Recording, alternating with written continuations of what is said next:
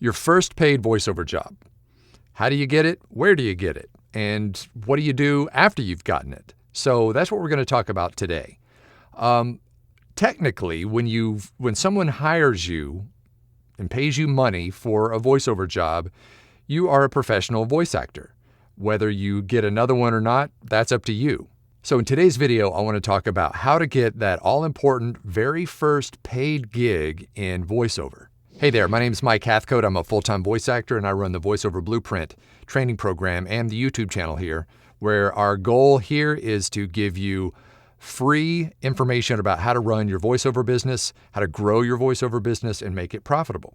And if you're thinking about becoming a voice actor and want to know kind of how to get started, I host a weekly webinar on Tuesday nights at 6 p.m. Pacific time where you can learn the steps to get into voiceover. You can ask me any questions you have regarding voiceover. And just for showing up for the webinar, I throw in a copy of my book, The Voiceover Blueprint. You'll get the digital copy as well as the audiobook plus 4 free additional gifts.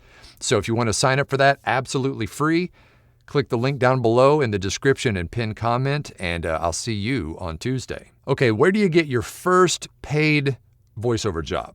And the answer is complicated because it depends kind of on where you are in your voiceover journey. There are a few things that you need to do ahead of time before you get that all-important first job. And the first thing would be to make sure that you're recording in a nice, quiet space. I don't care if it's a closet or a booth that you've created from scratch or, a blanket booth. You have to have a good, quiet recording space to work in. The next thing is going to be some basic equipment, a decent microphone, whether it be a USB microphone or an XLR microphone. And then, of course, a computer to record on. I've made tons of videos on all those topics, so you can go back and check those out. But those are kind of some prerequisites that you need to have before you can go out and start making inroads and getting your first job. Now, the next thing you're going to need is some training and practice because nobody, I don't care who you are, is born knowing everything there is to know about recording voiceovers. So you need to, have some of that training and practice to make sure that you can give a good, authentic read before you start going out and applying for these job opportunities. And once again, there's tons of videos on this channel about how to do that, how to practice on your own, some techniques to give a good, authentic, conversational read. So you can check those out as well. All right. The next thing you're going to need is a demo. And this will also depend on kind of where you are in the journey. If you're brand new and you're kind of on a budget, then you can do a DIY demo and that will kind of get you some of those entry-level jobs on places, the freelance sites like Fiverr or Upwork, where you can start to, hone the skills that you need to go on and get the bigger and better jobs. But right now we're talking about getting the very first job. So if you have a DIY demo, those are the places that you can upload your demo and create a profile and start getting that first job. Now, you may be a little further down the road than just having a DIY demo. Let's say you've invested in some coaching and you've been practicing and you've already invested in a professional demo. And if you've done that, then you can move beyond those sites that I mentioned, like Fiverr and Upwork, and you can start doing some more direct marketing and getting on rosters and agencies and start to kind of put your professional work or your professional samples out there to attract more clients. And if you've seen any of my other videos on this channel, you'll know that direct marketing is the best way, if you have a professional demo, to go out and get those job opportunities.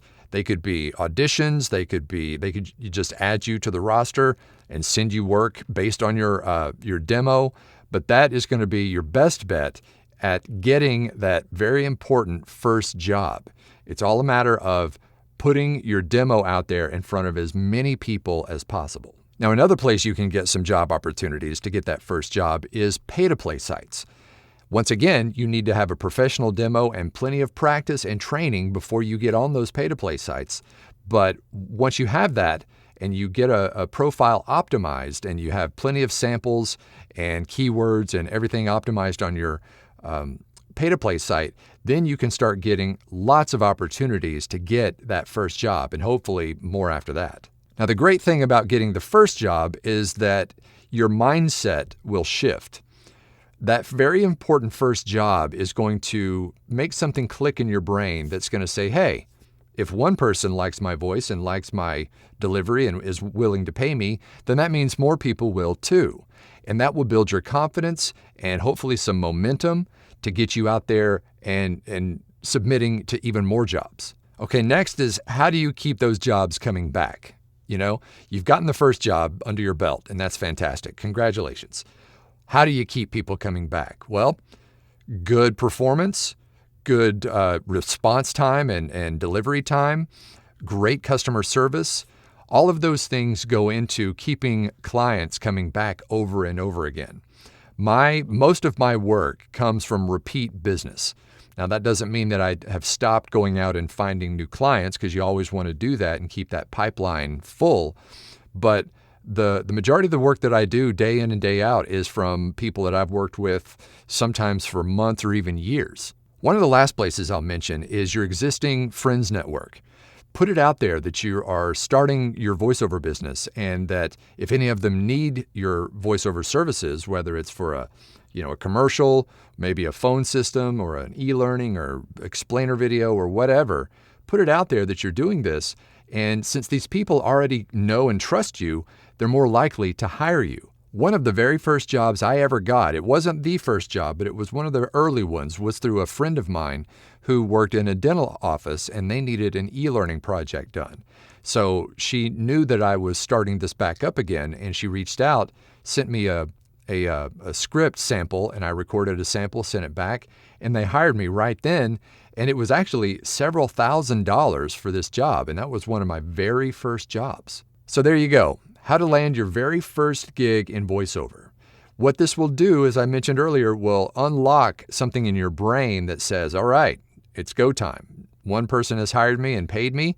Let's keep doing more. Well, I want to thank you again for hanging out for a little while. And if you like our little channel here about voiceover, we'd love for you to like and subscribe and hit the notification bell so that you can get notified when we drop new videos. And if you have questions about voiceover, then you can drop those in the comments. I read and reply to all the comments. And another reminder about that Tuesday night webinar at 6 p.m. Pacific, where I'll answer any of your voiceover questions, show you the steps to get into voiceover, and as a thank you gift for showing up for the webinar, give you a free copy of my book, The Voiceover Blueprint. You'll get the digital download as well as the audiobook, and for free additional gifts. Now, I talked a lot about demos in this video, and DIY demos and professional demos, but if you don't have a demo yet, there are a few places that you can still get work. And so if you want to learn more about that, I did a whole video about it. Click right there.